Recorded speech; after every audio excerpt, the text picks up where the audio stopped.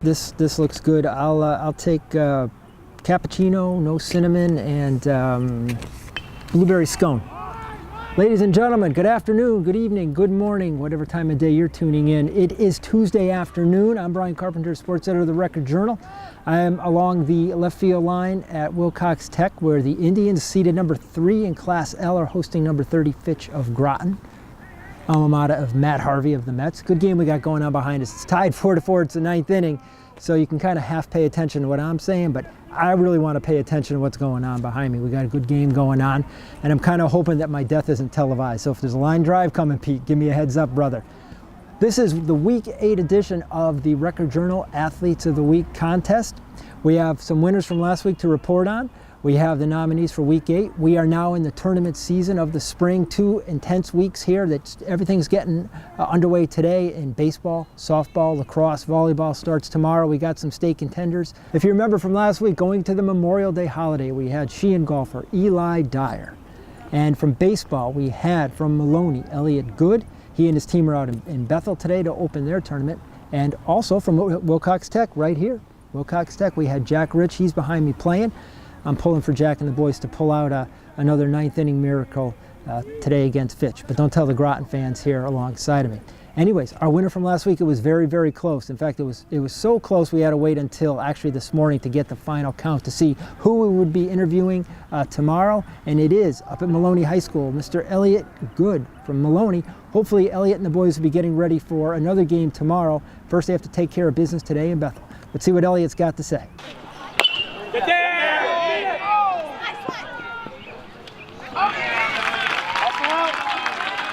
Hi, I'm Elliot Good. I'm from Maloney High School, and I'm this week's Record Journal Athlete of the Week. Now, it feels pretty good. I never thought I was going to be Athlete of the Week, especially as a sophomore, but yeah. Go, go, go, go! At the beginning of the year, we were looking kind of rough a little bit. You know, some guys just weren't experienced enough, and then as the season kind of went on, we kind of came together as a team and started winning more games and playing more as a team, and that kind of helped us. Last year, I wasn't too confident, you know, and then over the summer, I was playing more baseball. I got a little help on my swing, and then it kind of helped through this year, and I gained more confidence, definitely, and I think that was a big part. Yeah, I would say in the beginning, kind of nervous, really wasn't too sure what I was doing out there, but as the season went on, I gained more confidence, and yeah, that helped. I usually play shortstop, but Sebi Gregnano is a senior, so he plays over me, and when I'm at third, you know, and I think next year I'll be at short, so that'll be good. Over the summer, I played a little bit at third, so that definitely helped, but it is quite different. I really wasn't thinking too much. I was thinking just getting up there and swinging at a pitch I liked, and I don't want to say it was luck, but I don't know, it kind of just happened. Go ahead! Go ahead!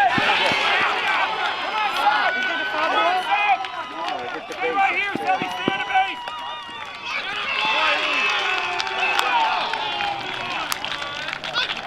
base. Got to keep working hard. You know, trust that over time we're going to get better, and hopefully we'll make a further run next year.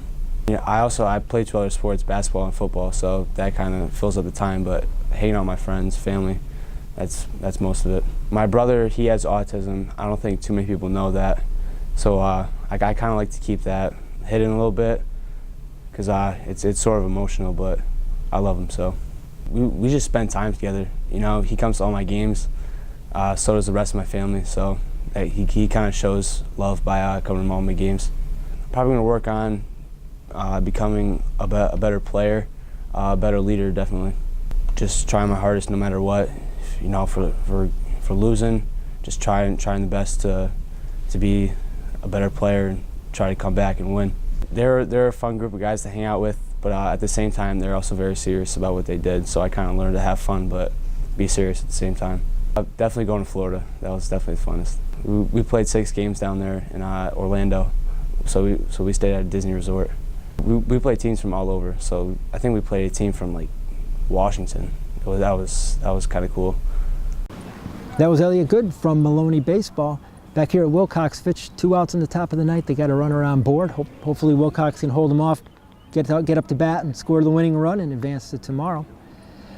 Let's get to our girls' winner from last week. Our nominees were from Sheehan Tennis, Miss Justine Hoover, across town from Lyman Hall, Lacrosse, Marina D. Simone, and from Cheshire Lacrosse. They're playing right now over at home against Trumbull, Miss Ann Eddy.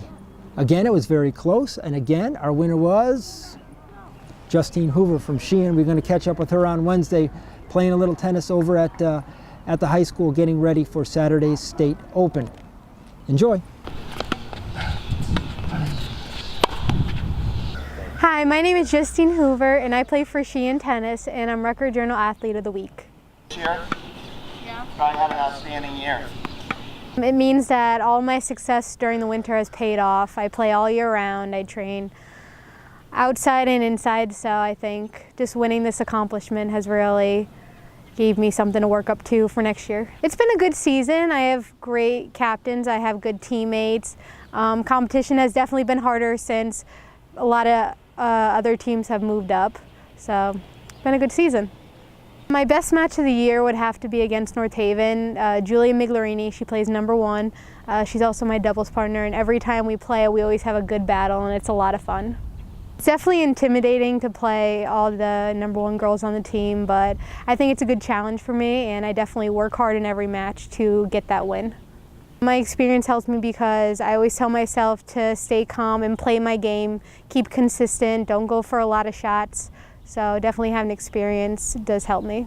I think my best shot is my backhand because I really step in and drive it. I really love to come to the net. I love to have an all-around game, and I just love to be aggressive and attack the ball.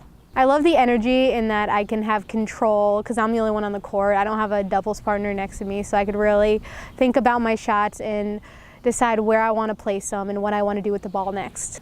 I'm a little nervous going into states because you never know what you can expect, but I think I'm just going to play my best and just try to get that win. Outside of tennis, I like to do schoolwork. I like to spend time with my friends and family. I love to go shopping. I love to go to the beach in the summertime, but usually during tennis season, I'm either on the court or hitting the books. Yeah, I'm definitely deciding to play in college. I have 4 colleges looking at me, all D3 schools. They're very good. I want to become a teacher, so I think just having that balance between sports and academics will really help me grow as a person and especially as a player. My favorite men's player is Novak Djokovic, and my favorite women's player is Maria Sharapova. Folks, we are back. That was Justine Hoover hanging out with our Shawnee Crossick up at Sheehan.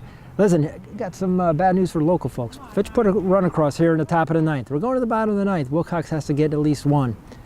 But if you remember, they were down by 4 last Thursday in the Constitution State Conference Championship game against Goodwin Tech.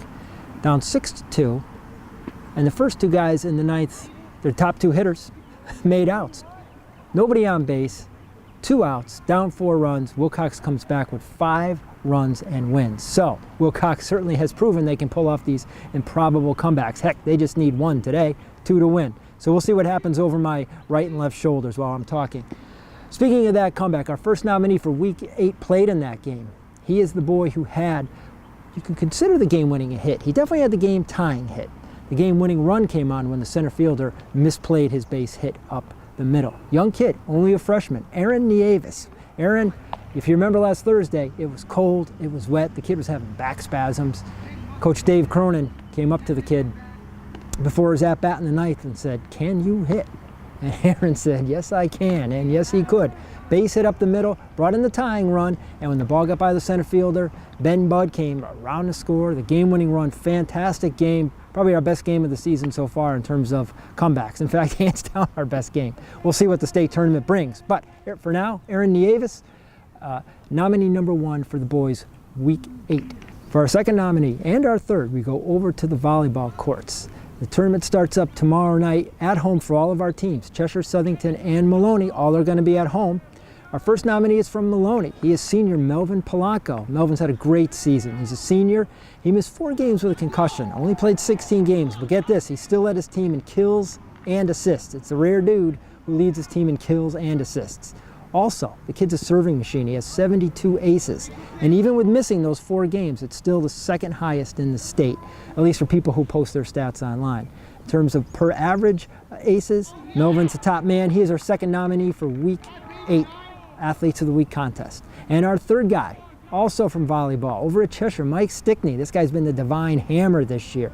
He's just been a kill machine. He and the Rams are the top seed in Class L. I'm hoping we're not seeing the end of the Wilcox season behind us, folks. We're going to carry on. Mike Stickney and the Rams, top seed in Class L. Now, they go in with a purpose here. Not only are they favored to win, but they've got, in a way, something to prove, despite going undefeated in the regular season. Because Cheshire, of course, lost to Shelton in the SEC championship game 3-2. Mike and the boys, they'll look for them to go deep in the Class L field. Mike had 27 kills in the SEC semis against Xavier. There's your nominees for the boys. Aaron Yavis from Wilcox, Melvin Polanco from Maloney, Mike Stickney from Cheshire. We'll switch over to the girls in a minute.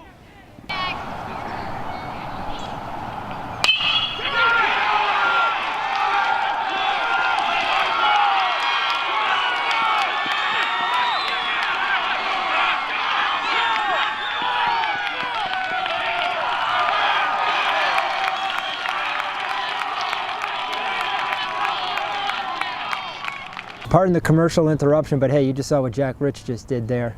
Joltin' Jack Rich, baby. Again, much like they were last Thursday night in the CSC finals, the Indians were down 2 outs, nobody on base. They got a runner aboard, and Rich just jacked a triple to deep right. Unfortunately, this time, though, the Indians did leave the winning runs on base. So we're going into the 10th inning now. It's all tied up here, 5-5 between Fitch and Wilcox Tech. Fantastic game I've got going on behind me. Perhaps Pete will let me turn around and watch it one of these moments. First, I got to get to the girls' nominees from Week 8. Now, listen, I want to give a quick heads up. We have one more week to go in this contest. Next week is going to be what we call the group session of Week 9. There's so many sports in the spring. There's so many deserving kids. I found that we're not getting to everybody. So next week, we're going to have clumps of kids. Say doubles partners in tennis, relay teams in track, a golf team that might be a very strong foursome, that type of thing. We'll be doing that next week. So for right now, this last week is the last individual bunch. So we're going to go to the girls. We got 2 track athletes, and we're going to start over at Cheshire High School. Now Cheshire put me in a quandary this week because of the SEC tournaments. You know, Cheshire Rams softball won the girls softball championship. They defended. Girls lacrosse got to the final. Carolyn Peckman, their goalie, was the conference player of the year. What do you do about that? I've got to go with this girl. She's a sophomore. She runs track. Her name is Giselle Zumerchick. Zumerchick. I hope I'm pronouncing your name right, Giselle. You are an Athlete of the Week nominee for winning the 100 hurdles with a time of 15.9. The SEC championship meet last week at Lyman Hall. As we speak, she's over in New Britain competing in the Class L meet. She is the number 2 seed. We'll see if she can duplicate what she did last week, win another championship. This time she would be a state champ. It's up. Who's got it, Pete? Fill me in, buddy. F8, 1 away in the Fitch 10th. Our second track athlete is from Maloney High School. Maloney and Platt both did very well in the CCC South Championships last Wednesday. Maloney had 2 champions, Ann Bakazi and a girl named Hannah Cloutier. Now, the problem with the Athlete of the Week contest is I can't have 2 girls or 2 guys from the same team. They cancel each other out.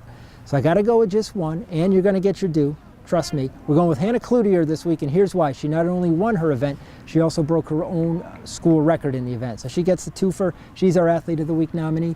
Hannah Cloutier cleared 9 feet in the pole vault to start the season. That set a new Maloney record. She did 9.6 last week in the CC South Championship meet, broke her own record, finished first.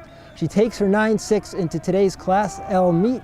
She's within shouting distance of winning a class championship. The top seed is only at 10 feet. So, Hannah, here, pulling for you to pull another half foot and win a class championship.